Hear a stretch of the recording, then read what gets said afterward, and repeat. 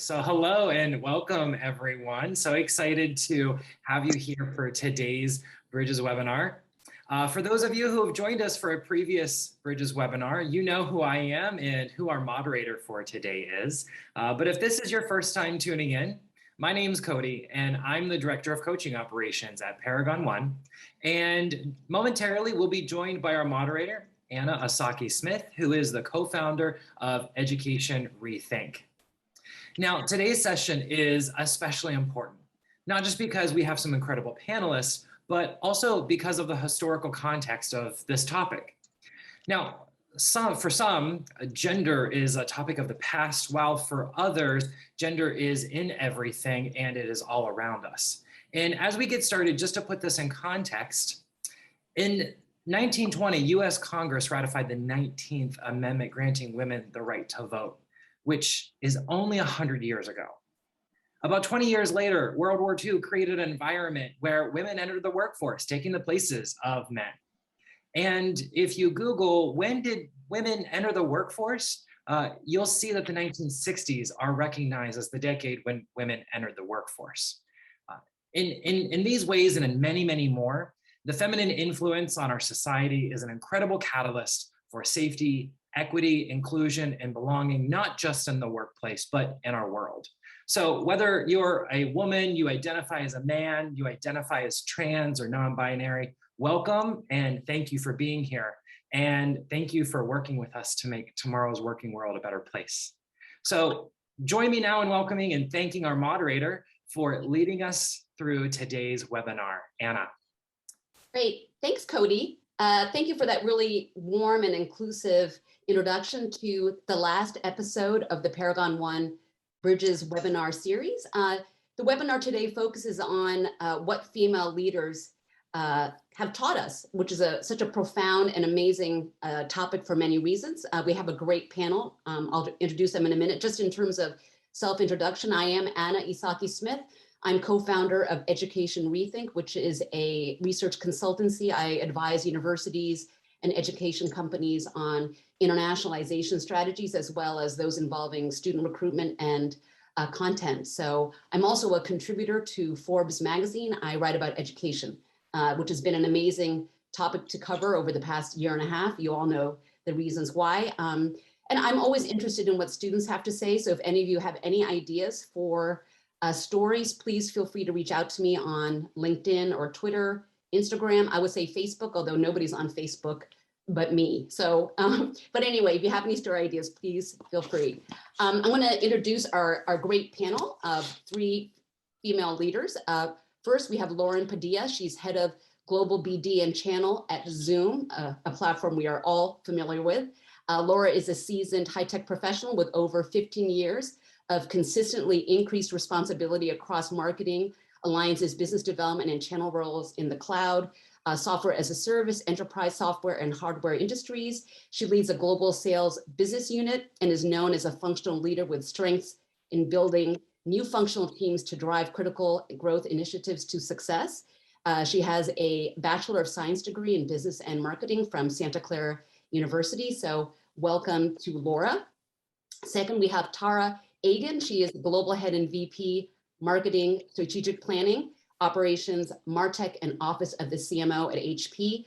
Tara is a creative, global, and strategic leader who loves embracing change, driving growth, developing talented people, and making a positive impact both at work and in one's community. In her 28 years at HP and Hewlett-Packard, she has held a variety of leadership roles across print, PCs, storage, and servers. Tara has a degree in political science, American government, European history, and business management from Regis College and studied in the executive education program at Columbia Business School. So welcome to Tara. And last but not least, we have Judy Vincent. Judy is Principal Talent Acquisition Partner at IBM. She's a seasoned recruiter with over 20 years in the industry. She's held senior recruiting positions at a range of companies, including Lazard, BlackRock, Capco, and D.E. Shaw's fintech spinoff, Arcesium. In her career, she has been part of a number of initiatives centered around candidate experience, campus recruiting, employer branding, and company culture building, and her work has primarily focused in the financial services and technology space. Judy earned a BA in economics from Barnard College at Columbia University and is a graduate of the fantastic Bronx High School of Science. Judy is passionate about mentoring students and animal welfare. Can't say more about the importance of that as well. So as you can see, we have a tremendous panel who will share their wisdom and insights gleaned from years of experience across a broad swath of industries. So I'm really excited about this panel. So to kick things off, I'd like to ask each of you, I'm sure the audience would like to know how your pathways to your current positions. Maybe just tell us a little bit of the challenges you might have faced starting out when you were just graduated from university, whether or not those challenges still exist today for women or graduates as a whole. So I'm going to start with Laura. All right. Hi, everybody. I'm really happy to be here. Excited to talk to you all today.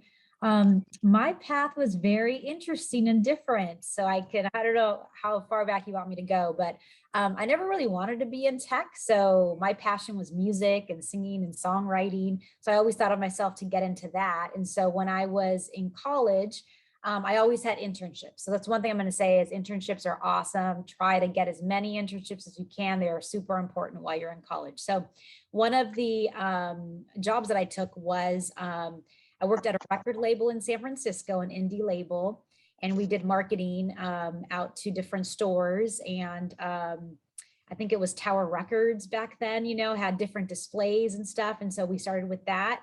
And then after college, I also kind of was like, I'm not really sure what I want to do. And so I decided that I did like marketing though, and that was something that I was interested in and allowed me to be somewhat creative, but also business minded. And so I started off I got a job at Hitachi Data Systems in partner marketing there. And that was through an internship program called Inroads. So I don't know if how many of you are familiar with Inroads or have heard of Inroads, but it's an awesome program. I can't say enough about it. I started off with them in high school, actually recruited me out of high school, and then they placed me in high tech. One of the many jobs that I took during college. And that really helped place me as well out of college into Hitachi. So started off in that. Then the bubble hit. So I don't know if you guys remember, some of you are probably too young, but there was a dot-com bubble that came around the 2000 year. And so it was pretty hard to find a job in high tech. And so I actually went and worked for Morgan Stanley as a stockbroker for 2 years. And so did that for 2 years. And it was an awesome experience because you had to learn how to build a book of business from scratch. Get all my licenses, you were in the call centers doing the calls, getting there at 5:40 in the morning, trying to cold call people to sell stock. And so it was an awesome experience. So I didn't want to do that after about 2 years. And the reason for me was I became really close friends with all of my clients, and they're giving me like their personal money to invest, like their kids' college funds and all this. And I just started getting too emotionally tied to the people and all that. I'm like, okay, this isn't good for my like mental health. So I'm going to go back to tech. So I went back into tech and then, worked at an events company for a little bit. And then I decided I wanted to go back into kind of the startup world. And so then I started taking a few other startup roles and kind of moved more into this business development, marketing, partner world. And then I ended up at a company called Riverbed, where it was a great role. And one thing I'll always encourage people to do is really find those champions for yourselves at companies who really believe in you, because they will help your career, right? People who think, oh, this person has talent. I really like, what they're doing. So because of that, I had bosses that were very supportive. And so I would start off in one role and I'd be interested in that role. And I started off in partner marketing, decided that I actually liked more the strategy building and the BD side of it versus the marketing side of it. So moved into that. And that was all supported by, some of the leaders. And then eventually moved into channel when I was at Riverbed for about 5 years. After that, I went to Box, another pre-IPO company, and did that and built their channel function from scratch. And then went to another startup called Nutanix and helped take them public as well and built their alliances function from scratch and team. And then same thing at Zoom. So I tend to like these pre-IPO companies that I feel have really strong founders, a really strong product market fit, already have momentum in the market, right? And I kind of tend to look for those. I go in about a year and a half before IPO. I help get them to IPO, and then I help scale them. That's kind of where we're at Zoom right now. When I started at Zoom, my team was 4 people, not really much of a partner function. I'll have a team of about 300 people, by the end of this year. So super rapid growth, and, helping really grow about 25% of the company revenues now. So a huge amount of work, but it's been super rewarding. So that's been my journey. Well, Laura, thank you. And it goes to show you that it's not, the path to success is not a focused trajectory. It could take a bit of twists and turns, as it were. So that's actually a great thing to understand. Tara, I was wondering if you could share with us your pathway to Hewlett Packard and HP. I would love to. Let me actually have a visual aid. So glad you asked this question. Let me know if you guys can see my screen. Anyone see it yet? Yes. Yeah. Okay. At HP, this is a super cool tool that we have. It's actually called a career journey map. And I think, Anna, you just talked about that, and Laura said it really quite nicely. Your career path will be a journey. And so some of the captured notes here are, there's things that happen before you get, real, so to speak, a real job. And like Laura, I did a ton of side hustles when I was in college. A lot of them turned into what I thought was the right direction at the time, in where I thought I would land. I really thought I was going to be a lawyer. I had wanted to be an attorney since I was 8 years old. I wanted to be an attorney for artists and musicians, and I just thought that that's what my whole life was going to be. And then I didn't get into law school. I got waitlisted at the University of Texas, and I got waitlisted at St. John's University in New York, and I was crushed. I mean, I thought like, oh my gosh, my life is over. I thought my whole life was going to be this. And so what I did is I actively pivoted, and I built my own business at the age of 21, similar to Laura, in the tech business, although we didn't really call it that at the time. And, although we call a lot of it today digital marketing, I was in the early stages of what we used to call database marketing. So building data of customers, whether they were business to business or consumer, and really built a business around data that related to voting. And so I built a voter database in the state of Massachusetts. And I know that sounds kind of like, so what? But at the time, the state of Massachusetts had 350 cities and towns. It's the way the government ran locally. And all of those cities and towns had different ways that they actually had voters registered within their town or their city. Some of them were on very old-fashioned media, like reel-to-reel tape. Some of them literally handed me printouts from a dot matrix printer. I know all of you guys are Googling this stuff. And what I did is I worked with a service bureau on Honolulu, Hawaii, who had been building voter registration data for sale, so to speak, for candidates and referendum campaigns, mostly on the West Coast of the United States, and they had no East Coast representation. So I kind of took my love of politics and government at the time, which I studied. I also took my major defeat of not getting into law school, and I pivoted into creating my own business. And I did that, and then I ended up getting more into direct advertising, direct marketing, et cetera. And I had a good friend who worked at Hewlett Packard, and she had said, hey, could we hire your agency to come in and actually do a really cool job for us, where we have to separate customer data into 2 sets of customers. We have to invite them to 2 different kinds of event experiences based on who they are. And I was like, yeah, sure. The agency I work for will do that. And once I did that, my friend was like, people were really impressed with you. Could you come work here? And I was like, no, I'm not coming to a place and leaving the cool kids with multiple piercings, tattoos, green hair, and, a definitely different outlook on life. I don't want to go to a corporation. Well, fast forward, you guys can see my career journey. I've been here 28 years, and I've been here because of 2 reasons. One is really the people I work with. And I think that's my first important message to you. Really understand what you want out of life based on the people you want to surround yourself with. who you want to work for as a company, who you want your boss to be, who you want your colleagues to be. It's no different than what you're kind of, I call it pressure testing right now in your university or college experience. And then the second thing that's kept me here a long time is, as you can see, I have a variety of things that I've been able to do every 2 to 4 years. And my first manager job back in 1996 at Hewlett Packard really put me on a path of loving leading people, and really also loving the fact that I had opportunities to grow and lead larger teams, larger responsibilities for Hewlett Packard and now HP Inc. In between, you'll see it's kind of peppered with a bunch of community service, like Anna pointed out.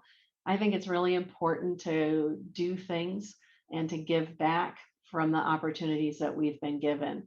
So I've served on a lot of boards, mostly nonprofit at this point. But for me, when I think about the future, all of the experience and the board service I've had, what I'd like to be when I grow up is I'd like to go work on a couple of corporate boards, whether they're publicly traded companies or privately held companies, so that I can bring part of the HP culture to those companies in a way, that I think is really positive, and also bring a lot of the things I've learned. And that's really what my outside service has given me. I realize and recognize that HP has given me an incredible foundation as a businesswoman and as a leader, to be able to take those skills and help other folks out. So that's a little bit about me, and excited for the rest of the questions today. And thanks for letting me share my career map. Thanks, Tara. Thanks for, it's great to have a visual so we can actually trace the path. So I wanted to ask Judy, number one, about how you got to where you are, and maybe a little bit about your side hustles. That seems to be a theme that's arising in this conversation. So Judy. Yes, thank you, Anna. Very, very going to be challenging to follow. I wanted my, like the two, like Laura and Tara, I've had a bit, my path to where I am today has been, there's been a straight path, but a bit circuitous along the way. If I have to kind of just to start out, to give you an idea of what my journey was right out of college. I went to Barnard for economics, thinking that I was going to be thinking that I should be an economics major because I think I'd like to go onto Wall Street, and learned two things along the way. One, I'm not really good at numbers. And two, when I got to senior year, when it was time for all of the campus recruiting, I had my first interview with an investment bank. When someone asked me why I wanted to become an investment banker, I really couldn't give a good reason why. I was always a social person. I'd actually done an internship with a retained executive search firm the summer before my senior year. I wrote about the access to the kind of the preferred access to resources as far as talent in a business seminar my senior year of college, just talking about the advantage of using a search firm and what kind of access it gives client companies that utilize their services. And that was more from a retainer standpoint.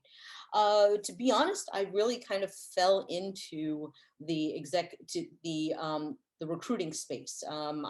At the time, I don't think anybody really goes into college thinking I want to become a recruiter, because once you go into it, I went in, I joined a small firm.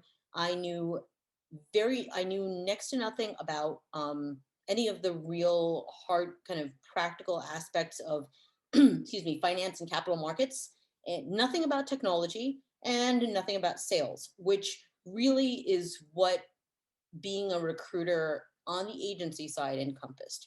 However, and it didn't take me it was a very difficult time at the very beginning, because what I was doing was, it was an unknown. There were really not any mentors in that field that I could look to learn what I was doing. I was really hands-on in a very unstructured environment, being mentored by one or two people who were telling me, yes, you did this right. Yet, no, you did this wrong. Do more of this. Don't do that. It was that hands-on in terms of learning how to develop my confidence, my voice, what were what's the nitty gritty of building a book of business like you were talking about. In my case, it was being able to cold call clients and understand what their needs were. I can talk about it in current terms because when I started out doing recruiting, it was not a mature profession. It was not a mature industry. There weren't terms like full desk or sourcing or client focused. We were just placing people. We were looking at ads in the newspaper. We were getting our resumes faxed to us. We were faxing resumes. It was like that. And what kept me in it for 15 years, I eventually found my voice, and being in New York, I was really deeply involved with helping support the financial services industry here, which were the investment banks, which were the asset management firms, which were fintech firms, and through all sourcing and helping support all sorts of technology platforms. So really what enabled me to stay in the industry for as long as I did, as far as being an agency recruiter for 15 years, that was the tenure of my first job, was one that no two people are alike. There is not a catch-all solution in dealing with people when you are working to help find them a job. And there's a very big difference in the clients that you're dealing with, the size of the clients, the culture of the clients, the personalities, and last but not least, the technology platforms. If I talk about some of the technology platforms I was working on, helping find people for back then, some of you may not know what they are, some may laugh, but it's amazing to see the evolution of various technology platforms through time. When I was in recruiting, I got to experience various events that really rocked the world and also shaped how we approach things, and how people's attitudes and their journeys. I was there. I was in the industry from the .com, .bomb, 9/11, Enron, credit crisis and recovery. And I think my fellow panelists will know kind of what we all went through in the 2000s and 2001, 2002, and 2008. And then how the worlds merged.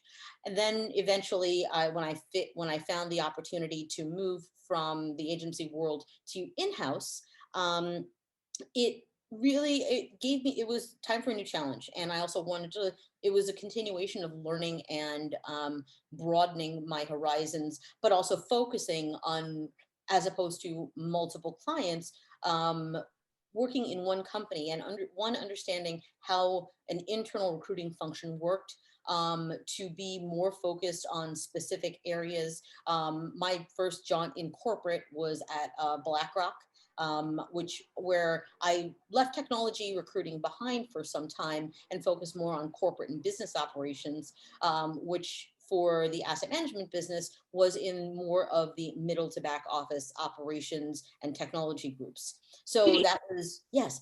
Sorry, I just want to interrupt you. You had mentioned something really interesting, which I wanted to thematically kind of pose the next question, because you mentioned the evolution of tech while in your professional career. And I think that relates a little bit to the next question I wanted to ask you and the other panelists about, how has the playing field changed? I mean, not specifically having to do with tech, but with regards to challenges, maybe about women, the challenges that you faced when you guys all started out, but maybe also just in general, how the playing field may have changed. And so we're looking at it through the lens of tech, but I like to look at it through the lens of being a university graduate going out in the world. And with regards to the theme of today's webinar, what makes for a great female leader? I mean, and how is that different from a great male leader? Or are we making too many distinctions? Is a leader a leader? So I thought maybe I could just pop to Tara real quick to get her views on those topics. It's a big one. Maybe just a succinct kind of view on a very profound area. It is a profound question. Here's what I think. Unfortunately, with COVID, over the last couple of years, and the pandemic everywhere, right? I think we've set women back to a large degree in the workforce. I know personally some folks on my team, some women specifically. I know a lot of women in my life that had to make some tough decisions about what's more important. Me trying to be at home, take care of my kids, get them to homeschool, or do I try to do that and do my career? So, you can look up from Forbes, from everywhere. There's just a lot of women who have dropped out. And for me, when I entered into the workplace in the mid to late 1980s, it was almost the same statistics. A lot of women had made some big breakthroughs in the mid to late 70s. From a career path standpoint, there's a lot of women who broke through things like, first admitted to the US military academies, or first to go to law school, and being accepted, and, into predominantly male dominated fields as well, doctors, lawyers, et cetera. So for me, it is kind of a bummer personally for me to see where we're at today, but I think it's made women a lot stronger as to who they are and how they want to lead. And I'm sure ultimately both Judy and Laura would agree. I think it's also helped us be better leaders at work first, and also to be better female leaders, where I think traditionally over the course of all of the time I've been a people manager, as we call it here at HP, I've led with empathy. I say to people all the time, you've probably landed in the best place if you really need me to understand a personal situation that is affecting you professionally. Yeah, Tara, that's such an amazing special side of, I think, what it is to be a woman. And some women don't like to play that card too publicly, or over announce it, but I think it's a super special part of really who I am personally at work. And I'm really proud being a woman leader and an executive woman leader at HP. I find it amazing that at the level that you are, that you mentioned taking care of families during the pandemic, which often when male leaders are interviewed, they don't talk about their families in that way. That no matter how senior a female leader you are, that still remains part of the discussion. Laura, what are your views on what Tara's just said, and just generally the status of women in the workplace today? So one thing is, I'm extremely optimistic. I'll tell you, when I graduated from college and I look at today, I will say I've worked for a lot of young founders working in the startup world. And I'll say the young male founders today are way more progressive. Like, they want, female leaders, they seek them out. They're much more reciprocating of different opinions in the workforce and so forth. And so I'm very optimistic that your generation, and, I would say the founders are about 40 years old and younger. If you look at the CEO founders of all these startups, they're pretty progressive. I mean, because they've been raised in a time period where there is a lot of discussion around, equality and so forth, which is very different than when I started in tech. So I'm starting to see that evolution. So one is, one advice I can give there is, when you are looking for a job, look for progressive companies, that have, young, kind of inclusive minded culture, right? And you'll be able to tell pretty quickly from the interview process how that all goes. So I would say, first of all, that. So I'm very optimistic. Now, what Tara said, unfortunately, is very true. I'm a mother of 2 young girls, right? They were homeschooled all of last year. Was it crazy and nuts for me? Yes. I'm not going to lie. Lots of tears and stress, and especially I have a lot of women on my team who are extremely stressed out. And how do I balance work, right, with also my kids, and, and career-minded women? We want to work, we want to have a career, right? We want to do all that. And so it's a very difficult situation this last year and a half, right? And so I do think we have stepped back, unfortunately, because of it. However, like I said, I am optimistic, though, that this awareness has been heightened, and the right CEOs and founders are doing the right things to support the women. So my advice would be definitely look for those people. And now in the question, Anna, you had around like female leaders versus male leaders. Tara, I think you're absolutely spot on. I think one thing that we have as women is, we do think more about people as people, right? Like, how are you doing? You know, how's your family? You know, we care more about from a personal level, which makes us much better leaders, I will say, right? If we're able to tap into that and, you know, than some of my male counterparts. But I would say, you know, but bottom line is if you want to be a leader, regardless if you're male or female, be good at your job, right? Really be good, be strong. Emotional competency is super important, right? I mean, me being able to balance really stressful situations, right? And handle that in a professional way is super important. Um, you know, so high emotional IQ, be really good at your job, be confident, and be someone that people know, hey, you know, that person is a subject matter expert, right? When they call Judy, they're going to say, she is the expert at recruiting. I need her on my team, right? That's what you want to build for yourself as a brand around that, and you'll be called on to do that. Great, thanks, Laura. Judy, how do you, just listening to what both Laura and Tara have said, what are your views about what distinguishes female leaders from male leaders? I think we're talking about empathy. What do you see as sort of a differentiation, if there is one? Yeah, I actually wanted to take, pulling from both what Tara and Laura said in terms of leading with empathy and kind of a progressive way of thinking. I think we came from a generation where, yes, it was probably largely male dominated, and we felt that we had to adapt the kind of the drive, the determination, and the characteristics of our male counterparts in order to be able to play in that field. I remember when I was at a vendor meeting, it was probably around 2004. I had just assumed this position of being a client, of focusing on supporting one of our biggest clients, which was a top tier investment bank in New York.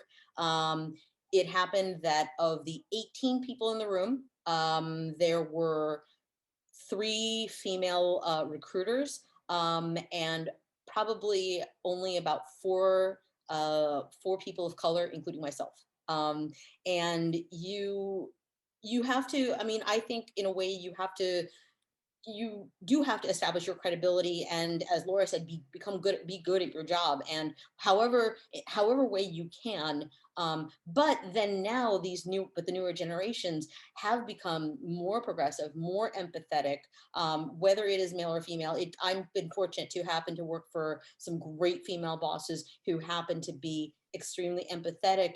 And when you engender that kind of a culture, and that sort of relationship with the people who are your direct reports, so that somebody doesn't have any sort of hesitation coming to you with a real life family situation. I can say this, I do happen to be childless, but and single, but I also have been an only child, where I've had to be the emergency caregiver at times for family. And I remember one year, just so happened that I have found myself within 12 hours notice having to fly across the country to Vancouver to handle a family situation. I immediately contacted my manager, and she said, "Don't worry, we'll take care of everything. We're still going to be here for you. Just go ahead and take care of your father." And I think that what that does to a person's psyche, and their drive, is that, oh my gosh, you see me as a person. You don't see me as just somebody who's going to do a job. And that, in a way, is a motivating factor to have somebody bring their best and kind of want to contribute even more to the organization. And I can say that, fortunately, I've found myself in companies like Sapient, and Arcesium, and then even in my current situation at IBM/Kyndryl, where I am fortunate to be surrounded by very empathetic people who recognize that what you bring to the table, and have that, you have that culture of credibility and trust, and that it really just helps, drive people to do their best. Right. Yeah. Great advice. And along those lines, if I can ask the panel, what are you looking for today's young people? What are you looking for in terms of hiring? What kind of roles are you looking for? What types of graduates or skills are you seeking to build your teams, et cetera? Laura, if I could ask you about that, and Is that, are you finding the talent that you need?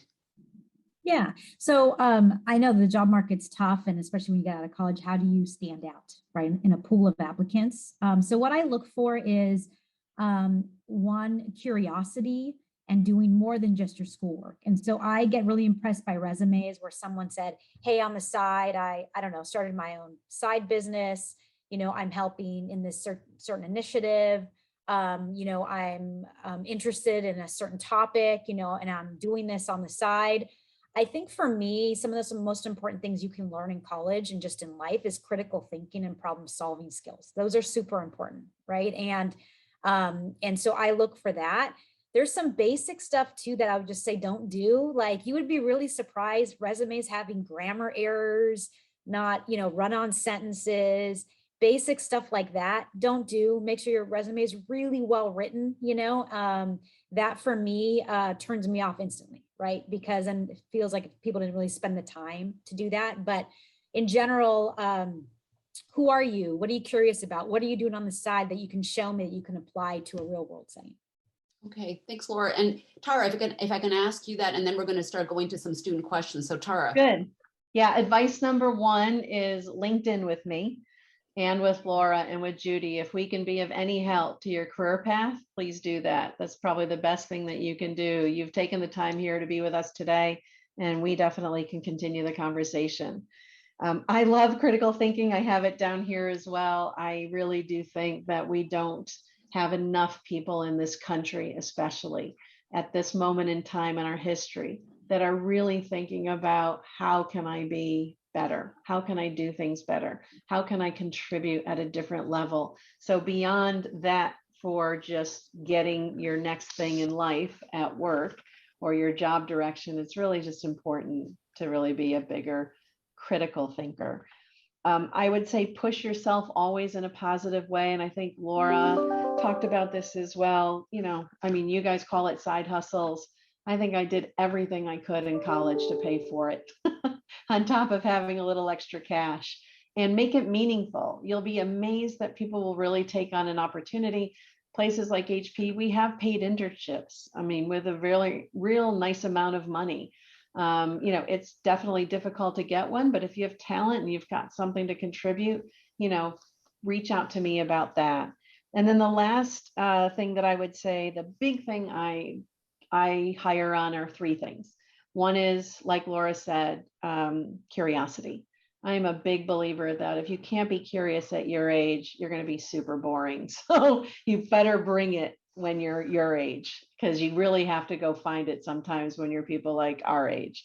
Secondly is creativity. And that means a lot of different things. If you're an engineer, it means, you know, how am I more innovative and how do I really go solve bigger, impossible problems? You know, if you're a marketing person, is how do you bring, you know, that customer experience and those kinds of things that you really think that you can do differently. If you think you're on a track towards sales, which I think all of us did, myself included, you know, learn how to really represent yourself. How are you confident and credible? How do you believe in the product or service that you're selling? And then the last C that I have is collaboration. I'm not looking for individual rock stars or non-team players. I'm looking for people who really know how to bring the best to work for themselves, but do it through teamwork and a team. So that's my advice. That's great. And Judy, maybe I could just throw this quickly to you before we go to students, because you're on the front line of recruitment. Maybe a quick little synopsis of what kind of skills or what kind of roles are you recruiting for, and what should students be aware of? Well, I think that my current focus does happen to be experienced hires. However, as part of my recruiting career, I have been heavily involved in campus recruiting, where I have had the chance to interact with students who are rising juniors, rising seniors, and really when you meet with the number of people you meet with at a campus recruiting, at a career fair, at like depending on the size of the school, the number of people you talk to, you start to really be able to kind of identify what stands out. And if I had to, what's really stood out for me in terms of from the first meeting at, say, a career fair, and then all the way to an interview, whether it is for an entry-level business, like general business associate program or a technology associate program. The things that stand out when you're meeting someone are preparation. How much research and how much homework have they done to understand not only the company, but the some of the core values of the company itself, and how can they speak to experience in internships or classes or group projects that reflect the company's core values. And that kind of touches on what Tara said as far as, collaboration and not necessarily looking for a rock star who's going to be going at it alone, because teamwork is what it's all about in so much of what we do.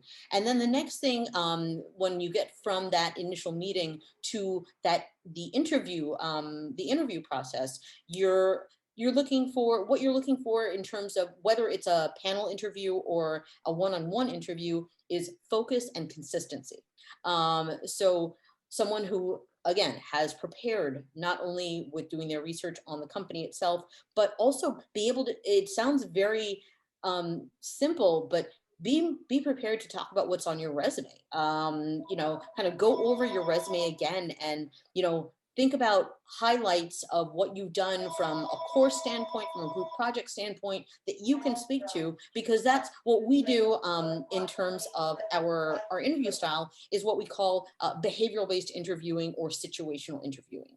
And that's really meant to elicit information for us to see if the person is capable, even at an entry level, to really come in and fit the role that we're looking for. And the last thing is diligence and professionalism. I think what we also have to be cognizant of in this global economy that we're in, because you have to understand the fact that you are going to be interacting with people who aren't coming from your own background, whether it's your part of, whether your state, whether your country, it could just, it crosses the lines of gender, ethnic background, or any other factor, which may not be the same as yours. And you need to be cognizant of the fact that, yes, it's important to be able to empathize with the person, so you can speak at such a level to give them the due professional respect and receive that in return. If that's my kind of my advice. No, that's great. Very valuable advice. Thank you. Thank you, all three of you, for that. And we're going to start hopping on to some student questions. We have a question from Travis Hertelu. So Travis. Hey, my bad. Hey, yeah, so my question would be, how could workplaces and big corporations better utilize the skill set of female leaders, as like they could see things from different perspectives? Thanks, Travis. A great question. It follows up on what we were talking about earlier about the difference between male and female leaders. Laura, I was wondering if you would like to answer Travis's question. Yeah, that's a good question, Travis. And one I think corporations today can do a better job at. And I think everyone's trying to figure that out, to be honest. Like, how do we do it in a more systematic way? So I think one is, one thing I'm encouraging to do is when we're hiring roles, to expand the pool of people that are in the roles, right? So make sure do we have the same profile, or are we actually trying to include women and different backgrounds, different diversity? So that's the first thing I always tell my managers, at least, is, hey, I want to make sure I want to see a different backgrounds and people when we hire, just in general, right? And then the second thing is, how do we also encourage those female rock stars, and people, that we see that have so much potential? How do we bring them in the forefront and give them that opportunity, right? And so I can think of a few younger females on my team who I see that potential and they're hungry for it, that I'm already making sure I think about as I grow my org, where I can place them in those leadership roles, right? And give them the opportunity around training and development and things like that. So I think the first thing we can do as leaders, just in general, is be more aware of it and the need for it. and then make sure we see those leaders. And I think of diversity not only female, like ethnic and background in general, right? I'm a Latina, you know, and I definitely am. If you see me, I stick out, you know. I'm the only revenue leader at Zoom, you know, amongst all my peers are all, you know, white men, if I want to say that, right? And so, you know, it's definitely been an area where I've had to fight to get to where I am and for people to take me seriously as well. And so I think that we just, as leaders, need to be more aware of it and give people that opportunity. Great. Thanks, Laura. Tara, would you like to respond Yeah, to? it's pretty easy for me. You got to put the numbers on the board. So Travis, it's a great question. We just announced that 50% of our executive leadership will be women by 2030. And with that, you know, across the world, including here in the United States, we're talking about equaling executive representation on Black African American talent, Hispanic, Latinx talent, you know, Asia Pacific Islander talent, sexual orientation. So I'm really proud to work for HP. This is a very big deal. We're a values-driven brand, but to actually show this publicly is super cool and be able to share this with you. So everything Laura said, absolutely, because it comes down to people pulling other people up and in. At the same time, you know, you've got to look for companies that really will recognize you as a talented person first, but also recognize that you, as definitely a diverse candidate at this point, is somebody that a lot of companies are seeking. So be proud of that. Great. Thanks, Tara. And thanks, Travis, for that great question. We're going to go now to Amaya Johnson. She's got a great question, which I would like to pose to Judy. So Amaya. Good afternoon, everybody. Hope you could hear me okay. My name is Amaya Johnson. I'm a junior business management major from Howard University. And first off, I would like to thank all the panelists for the conversation today. I do see myself as a future leader within any industry that I walk into, so I do appreciate every single piece of advice given today. So my question today relates back to Tara's quote, leading or loving leading people, and that immediately reminded me of Brene Brown's Dare to Lead book and her podcast series. So my question today is, who is a leading lady within your life who has inspired you to step up within your fields? So Judy, would like to answer Amaya's question? I do, actually. I mean, I've been fortunate to report to a number of very impactful people on my life. First one did happen to be male. One of them more recently in the past few years happened to be when I did a stint at a small fintech firm called TREP, which is a tiny company that, unless you are in the commercial mortgage-backed securities market, you would not know what it is. However, and it's a 150-person company. It's been around since 1979. Does happen to be a very, in its own field, it is the go-to place. My manager at the time was the chief people officer. So I worked very closely with her, and the challenge was that TREP had never had an in-house recruiter. So there was a lot of kind of chaos in the recruiting organization. And what I found to be the most beneficial with my relationship with my manager was that, one, she had been with the organization not for 20 something years.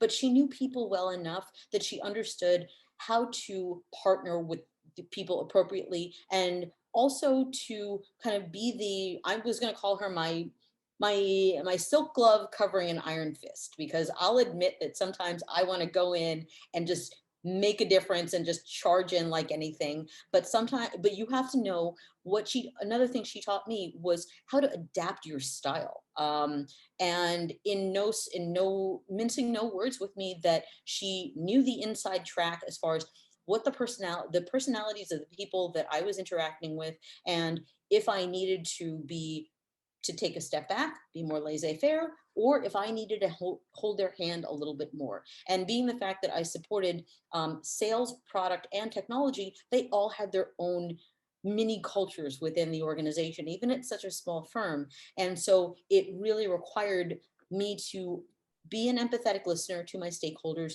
to learn how to adapt, and to either step it up or dial it back, and to be able to also receive constructive criticism, but with a high level of support and affirmation when I was doing something that she felt was beneficial to the organization. So hopefully that answers your question. Thanks, Judy. And Amaya, if I can ask you, since you're a future female leader and you're going to be graduating soon, who do you look up to in terms of female role models? Is there anybody in particular that you kind of are inspired by? And if there's nobody, but what besides, of course, Laura, Tara, and Judy, who do you look towards? Yes. So one person I really do look towards, this is someone who is personal to me, my cousin Crystal. So she currently works at the Capitol, and I just see her day in and day out showing up as her best self. Even if it's a virtual environment, I see her leading meetings. I see her connecting with people within the community and making sure that, she's putting her best foot forward whenever she is just showing up. So that is somebody who really inspires me to be my best self with everything that I do. Oh, that's great. It's great she's in your family. So you can tap her for inspiration whenever you need. So thanks, Amaya, for that question. And we're going to move on to the next one. The next question is from Anastasia. Hi, Anastasia. Oh, I'm sorry. I was like, unmute yourself. I'd like to thank all the panelists for your insights. I really appreciated it. My question is to building off the previous discussion. And I'd like to ask what advice do you have for young women, how to take credit for our work without being perceived as bossy? Because I've read some studies and I read Sheryl Sandberg's book, Lean On, where she kind of talks about how success and likability are negatively correlated for women. So I would like to hear your thoughts on that, how we can be perceived as confident and take credit for work, but also at the same time, not perceived as, bossy or braggy or annoying. Thank you. Thanks, Anastasia. That could be a whole webinar in and of itself. That could be a therapy session. That could be a therapy session. That could be a movie, a Netflix documentary, you name it. Thanks. Because I've been called all of those, I'm sure, behind somebody's breath. Well, Tara, maybe we can start with you then. How would you respond to Anastasia's question? Well, actually, when you're in a corporation like the three of us have been, at some point somebody gives you some kind of personality test to take to see how you can be a better team member.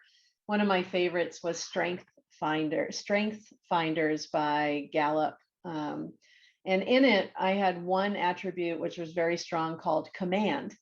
And actually, the woman from Gallup / I can't remember who, I think that's the company, took me aside before the session and she said, Tara, I just have to tell you, this is very uncommon in women to test this high for command. And I said to her at that moment, I was like, well, that kind of tells you what's happened to me my whole career, which is, I really have to, it's a great question. I have to find balance in my delivery. I have to be seen as a team player. I can't come across as bossy or too smart, which, at times I've been accused of. So I've had to work on that, and it's okay. It's probably really good feedback. And at the time when I was a young woman, really kicking the doors down for my career, I felt super passionate about being myself. I haven't really changed. I just know how to navigate my commanding presence and my commanding delivery at this point. So really good question. Doesn't mean to take things away of who you are. It just means sometimes you've got to figure out how to fold it in a little bit nicer. Yeah, Laura, I want to ask you as well. You mentioned earlier that you're in a company of a lot of male leaders. How would you respond to Anastasia's question? Yeah, and what Tara said is right. So this is the reality of it. It's not fair, but it's true. You have to be a lot smarter about your communication style, how you deliver things. Now, but you can still be super confident, take ownership of your work, right? And make sure people know it's your work, but you have to do it in the right way, and it's taken me I'm still not perfect at it. I think I've gotten much better at it over the years, but, I've been called, you're too aggressive, you're too bossy, I've everything, right? You take it and then some of it is merited, like, okay, I could have probably approached that, delivered that in a better way, right? Or not, right? And I also want to be cautious with you is who's delivering that feedback to you, right? If the person giving you feedback you trust and has your best interest at heart, then take that feedback and really work on yourself, right? And there may be others who won't, who don't have that criteria. And I don't necessarily think it's positive to take that feedback from them, right? So unfortunately, you do have to kind of, you know, whittle through who are really advocates for you. And back to my original comment around like finding your champions within organizations and people you look up to, and you know, take that feedback from them. But this is a reality, ladies. You are going to get this comment a lot more than men are. And this, you know, if you're smart, and this is why emotional intelligence is super important, right? How you deliver it and how you respond to that will really show, you know, and you know how you're perceived, right? Unfortunately. So so I would say it's an opportunity for us, but it is getting better. Like men are also now being judged for this more though. And that's one thing I have seen evolved, right? If a guy is arrogant or too cocky or rude, you know, they're not being promoted as much anymore. Like they're getting dinged for that too now. And they're having to also become more emotionally intelligent and aware. And it's a lot harder for them, ladies, than it is for us. That's what I will tell you, right? So it's an opportunity as well. But just, you know, just own it. Don't mute yourself. And that's one thing I will say is because when I was younger, I'm like, oh my God, I'm not going to talk. I have to be really careful. He doesn't like it when I talk. You know, I know how this guy is, right? This leader is. I would say just learn how to say it in a way that people will reciprocate, and everyone is different. And it's the complex. And Judy, we have a few minutes left. Maybe you can tell us your views on Anastasia. It's a complex question, but how do you feel about that? Yes, I actually have this is going to tie into one, Anastasia's question, two, Laura's, what Laura was just talking about, and three, what you just said, what you asked earlier about side hustle, because it is true that the challenges that women face or historically have faced in the past have been greater when it comes to finding our voices, especially depending on the company and the industry that you're in.